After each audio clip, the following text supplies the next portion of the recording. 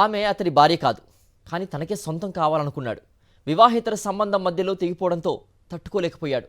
ఎలాగైనా ఆమెను వశపరుచుకోవడానికి వశీకరణ ప్రయత్నం చేసిన పాచికలు పారలేదు. చివరికి ఆమెను అంతమొందించి కటకటాల పాలయ్యాడు. ఈ దారుణ సంఘటన గుంటూరు జిల్లాలో జరిగింది.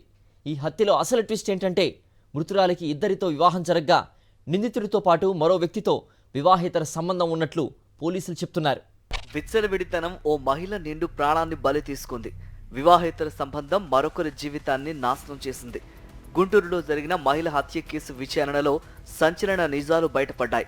ఇదిగో ఇక్కడ శవమై కనిపిస్తున్న ఈమె పేరు షేక్ మల్లిక. గుంటూరు జిల్లా పెదకాకాని మండలం నంబూరు గ్రామానికి చెందిన షేక్ మల్లిక అదే గ్రామానికి చెందిన ఆటో డ్రైవర్ అక్బర్ను ప్రేమించి పెళ్లి చేసుకుంది. వారికి ఇద్దరు సంతానం. ఇంతవరకు బాగానే ఉన్న అక్బర్ ఆటోలో రోజు గుంటూరు వెళ్లే ప్రేమ్ కుమార్తో మల్లికకు పరిచయం ఏర్పడింది. అది కాస్త వివాహేతర సంబంధానికి దారితీసింది. ఇదే విషయంపై తరచూ గొడవలు కావడంతో చివరికి అక్బర్తో విడాకులు తీసుకుని ప్రేమ్ కుమార్ను పెళ్లి చేసుకుంది. ఆ తర్వాత కాపురం గుంటూరుకు మార్చింది. కొంతకాలం ప్రేమ్ కుమార్ షేక్ మల్లిక కాపురం సజావుగానే సాగింది.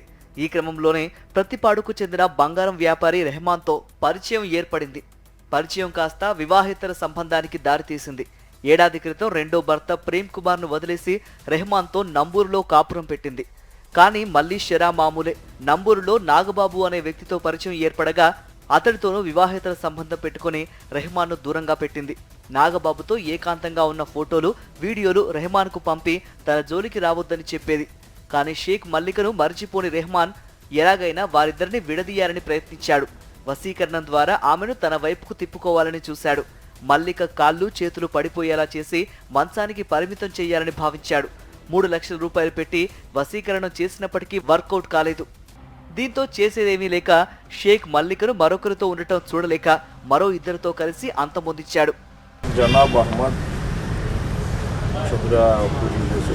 అలాగే ఎర్రబెల్లి ఖాజా రసూల్, వీళ్ళిద్దరూ కలిపి 4వ ముద్దైనటువంటి మానిపాటి స్వప్న యొక్క స్కూటీ మీద ముగ్గురు కలిపి ఈమె ఇంటికి సమీపం వరకు వచ్చి అక్కడి నుండి ఆమెను బండిగారి కాపులో పెట్టి వీళ్ళిద్దరూ లోపల వచ్చి చంపేయడం జరిగింది.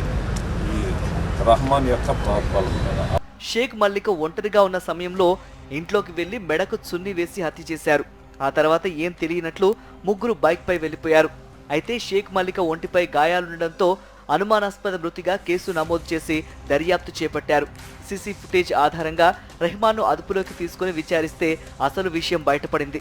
మల్లిక హత్యకు సహకరించిన రసూల్, స్వప్నతో పాటు మాంత్రికుడు అహ్మద్ను పోలీసులు అరెస్టు చేశారు.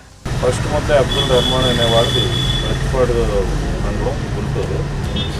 అలాగే మూడో ముద్ద ఎర్రబెల్లి ఖాజా రసూల్ 23 సంవత్సరాలు. అలాగే మానుపాటి స్వప్న ఎంఐది 27 సంవత్సరాలు, పాత గుంటూరులో ఉంటుంది.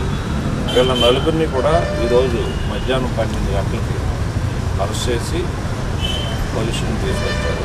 మొత్తం మీద విచ్చలవిడితనం, గాడి తప్పిన నడవడిక మహిళ ప్రాణాలు తీసింది. అలాగే పరాయి మహిళను వశీకరణం చేసుకోవాలన్న రెహమాన్ ప్రయత్నం నలుగురిని కటకటాల పాలు చేసింది.